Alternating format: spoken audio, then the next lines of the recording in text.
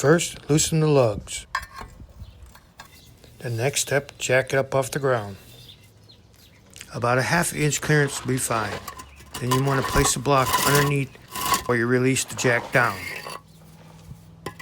Once you have the block in position, then lower it to put the pressure on the block. Now you can take the lugs off all the way. After you remove the tire, you're going to want to adjust the wheel a little bit to give you space to work on the brakes. We have 2 bolts to remove on this back side. This particular one was 13 millimeter. After removing the 2 bolts, then we can move the caliper and then take the disc brakes out.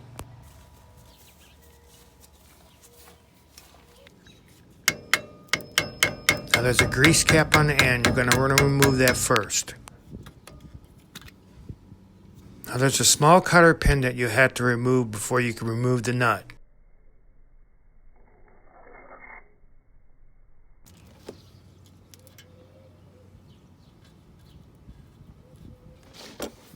After removing the nut, you want to take this bearing out and take a look at it. After looking at the bearing, it was not very good and needed to be replaced. Not only the bearing was damaged, we have to replace the race also. This is a little more difficult task.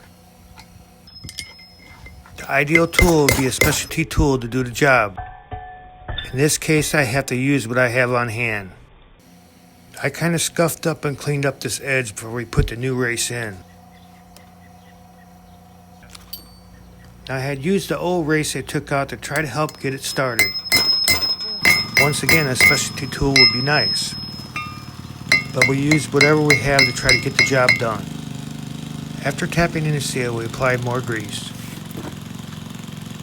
Now we can flip it over and do the race on the outside. I used the old bearing race to tap on top of the new one to get it started. Then I topped it off with a little more grease. And a little grease on the axle. Install the disc and center the bearing. Now you're going to tighten the nut up on the outside. After you've tightened the nut up on the outside, there's a little cover with holes in it and a cotter pin that you'll apply. Now you need a large C-clamp to compress the piston.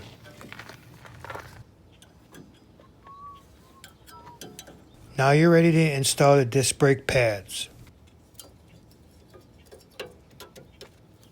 After you have the brake pads in position, you'll slide the caliper over it to align the holes in the back for the bolts. Once you've attached the bolts securely, then you're ready to put the tire back on.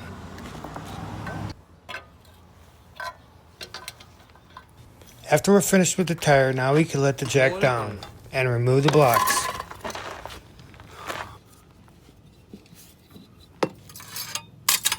Now that we have completed this one, we'll go to the other side. Break loose the lug nuts. Adjust the jack to 1/2 inch clearance. Slide a block in for safety.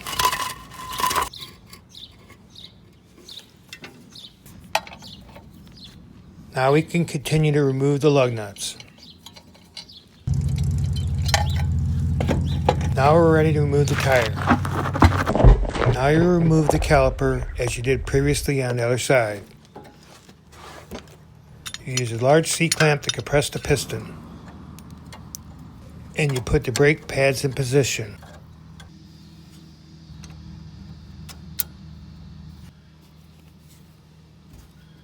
Now you slide the caliper into place.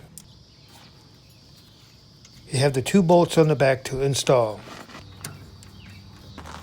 After you have the bolts tightened securely, now we're ready for the tire. Lift the tire in position and secure the lug nuts. Now you can let the jack down and finish tightening the lug nuts. After you finish tightening the lug nuts, you have completed the task. Thanks for watching and following along, and we'll see you in the next one.